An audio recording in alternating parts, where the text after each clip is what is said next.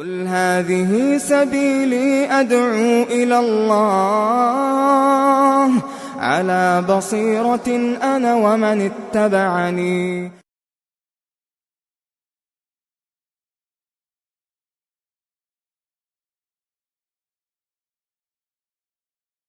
وهذه ثمرة أيضا عظيمة من ثمار الذكر، أنه يعين على الطاعات ويلين العبادة. كل ما أكثرت من ذكر الله كان ذلك سببا للين العبادة ويسرها عليك. فهذا رجل جاء إلى النبي عليه الصلاة والسلام وكان يجهد في حمل الشرائع، يعني يجد جهدا ومشقة في القيام بالأعمال والعبادات وفرائض الإسلام. إن شرائع الإسلام كثرت علي فأوصني.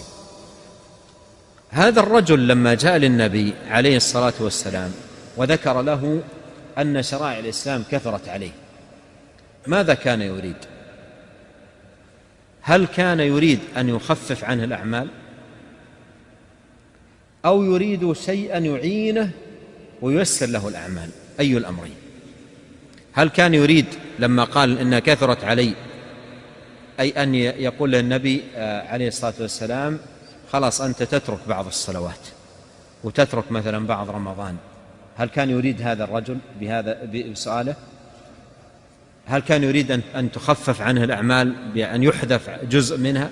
الجواب لا، يريد شيء يلين له الأعمال وييسرها عليه، فأرشده إلى كثرة الذكر. قال لا يزال لسانك رطبا من ذكر الله، بمعنى أنك إذا أكثرت من الذكر لانت الصلاة عليك ولانت الصيام ولانت جميع الأعمال، أعمال البر. فالذكر سبحان الله من فوائد العظيمة أنه يلين الطاعة ويسهلها. بعض الناس الطاعة والعبادة ثقيلة عليه، إذا نودي إلى الصلاة يقوم ولكن يحس بثقل.